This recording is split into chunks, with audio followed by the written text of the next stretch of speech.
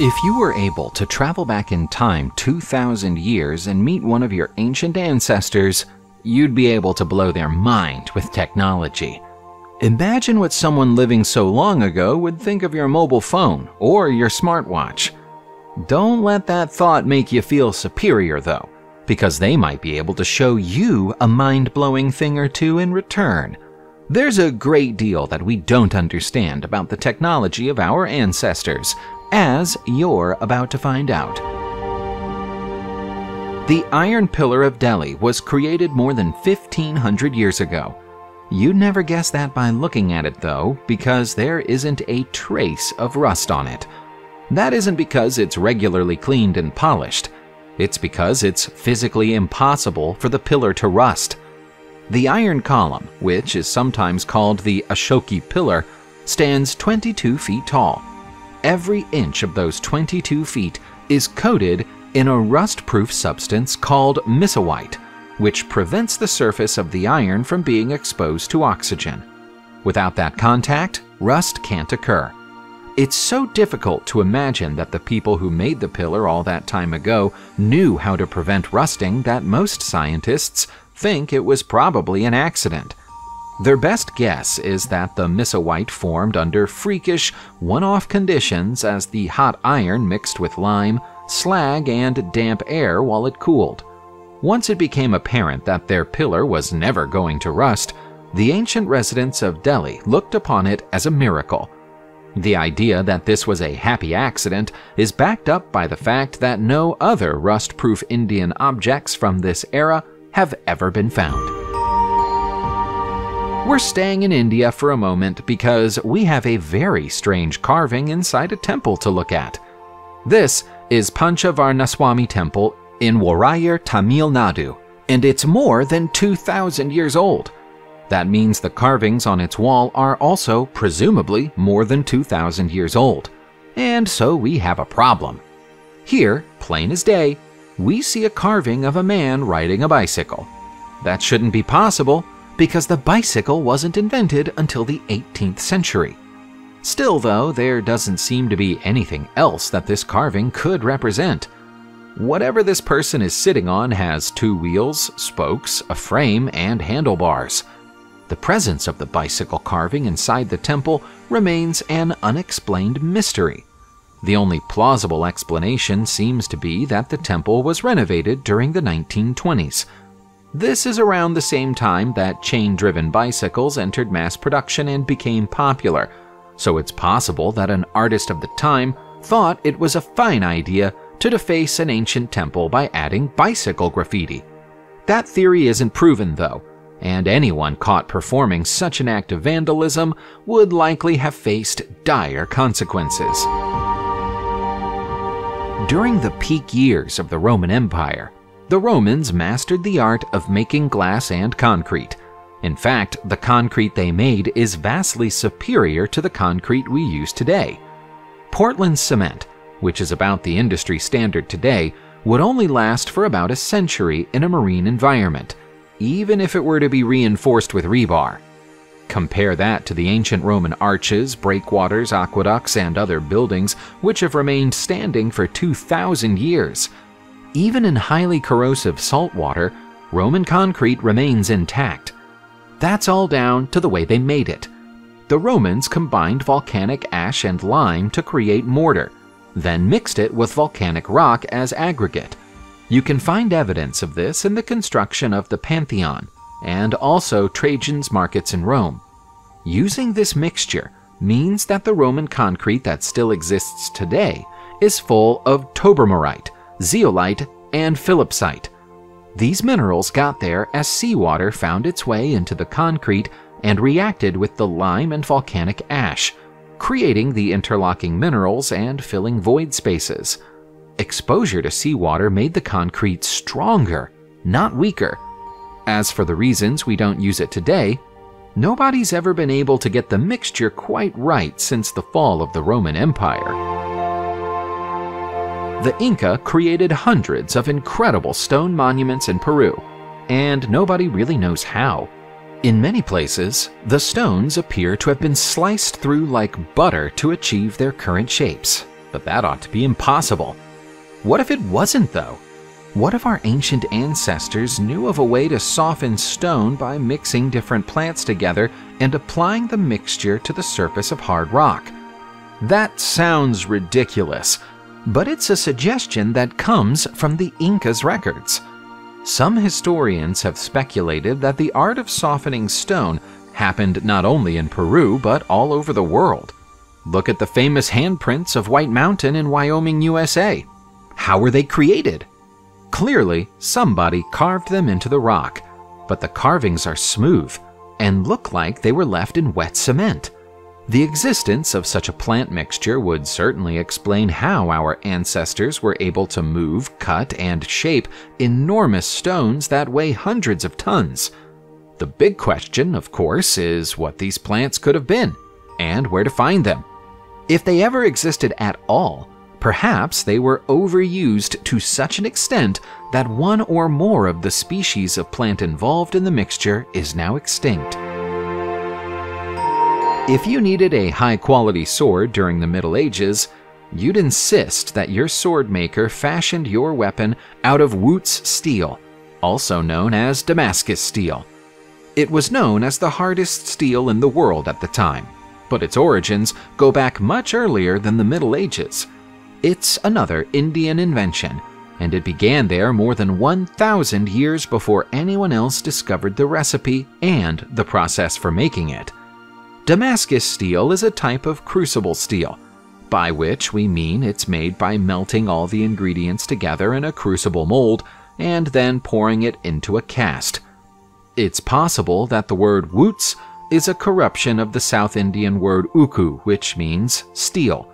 The first record of the word in the English language comes from the late 18th century. By then, the Indians had been making it for about 2,000 years. The quality of Indian steel is even referred to in the records of Alexander the Great. It's thought that the secret of how to make Damascus steel was protected, passed down from father to son rather than being written anywhere. That allowed India to monopolize the production and export of the metal for hundreds of years.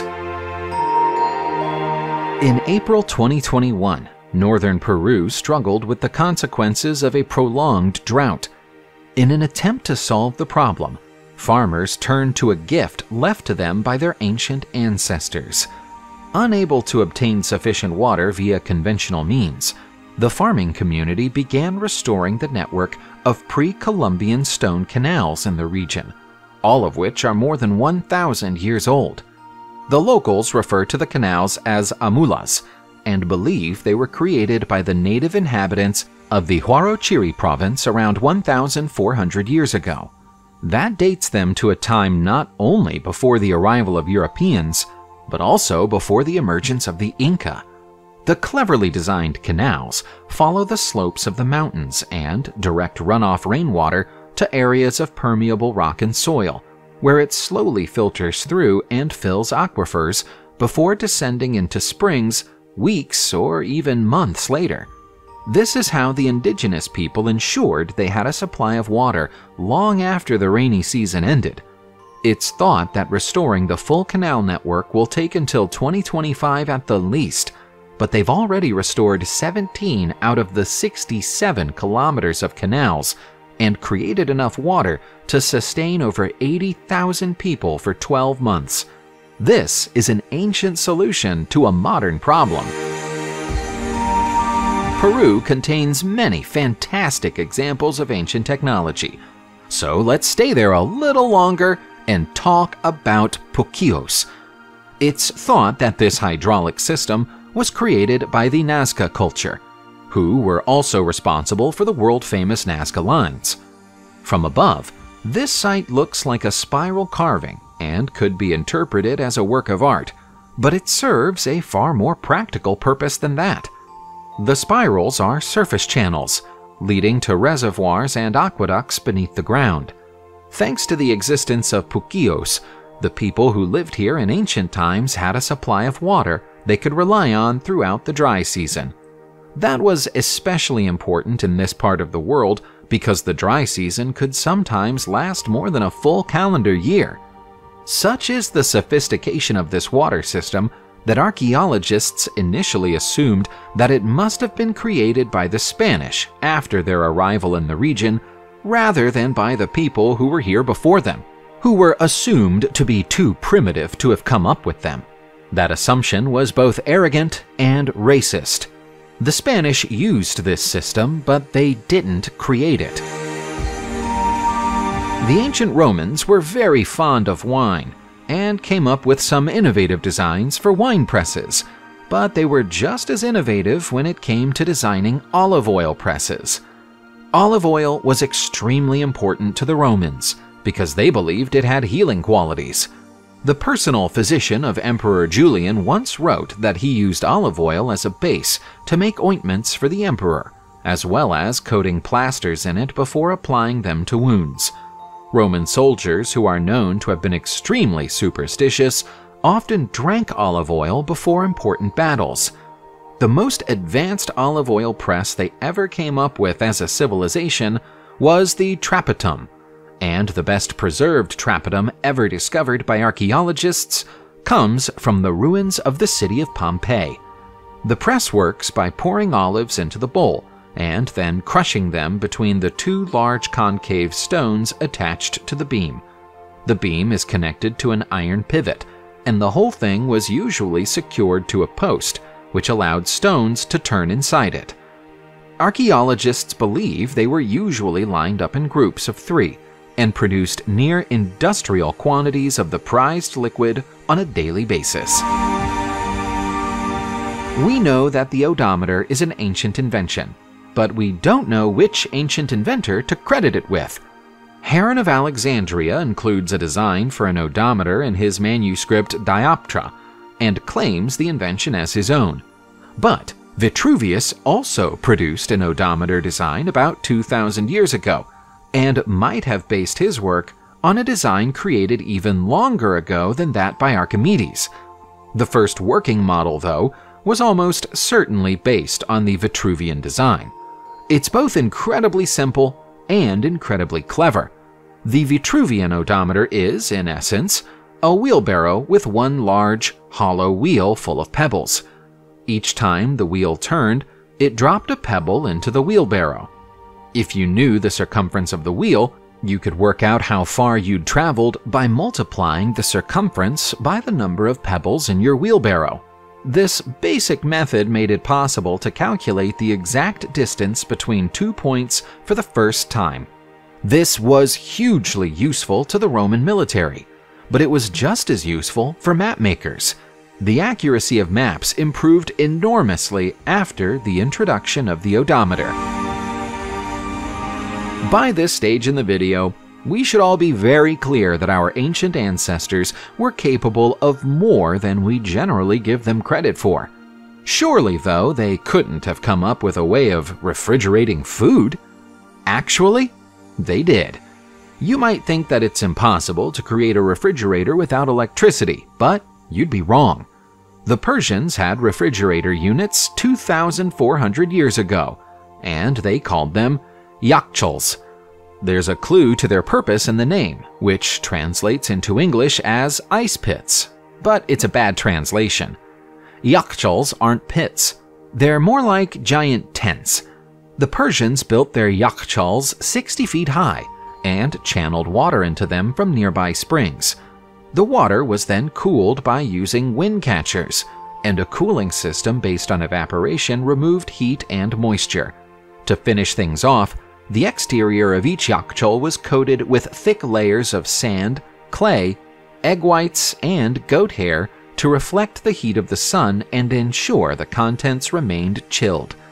We imagine those outer surfaces gave off an incredible stink, but so long as they kept the food inside them fresh, they were doing their job. We've looked at a few hydraulic systems in this video, but not one that's older than this next stunning example of ancient technology. It was discovered in the lower Yangtze River area of China in December 2017, and archaeologists believe it to be one of the oldest water management projects in the world. Flooding was a constant risk to the people who lived here 5,000 years ago, and so they did something about it. Over the course of about 50 years, they dug out canals, piled the land to create dams, and introduced a gating system so they could control the flow of water. The system they created is spread across 10,000 hectares of land. 10 million cubic feet of earth were moved in the process. Experts estimate that creating just one of the larger dams would have taken a team of 3,000 people 8 years to accomplish. As huge as this water management system was, it ultimately failed. The ancient city of Liangshu was claimed by an enormous flood around 4,200 years ago, leaving the entire area buried beneath 2 feet of clay and forcing its abandonment. There were many ways of marking the passage of time between the invention of the sundial and the invention of the clock. For the ancient Egyptians, one of those methods was the Marquette. It looks like a simple device, but it isn't. A Marquette is made from a bar of wood or bone, covered in notches and carvings. The bars are attached to weighted plumb lines. There are 24 notches along the length of the bars. That isn't one for each hour of the day, though. There's a specific notch for sunrise, another for sunset, 8 to track the movements of celestial bodies through the night sky, and the other for tracking the sun throughout the day. A Marquette is more useful than a sundial because a sundial struggles to track time after the sun goes down, even if the moon is bright. Some archaeologists think that Marquettes may also have been used to measure angles, which would have been useful when designing and constructing temples. The oldest Marquette we're aware of is on display to the public at the Science Museum of London in England and is about 2,600 years old. However, that's not to say that the first Marquette wasn't made long before then. Subscribe to the channel, turn on the notification bell, and enjoy watching new videos on my channel. Thanks for watching and see you soon!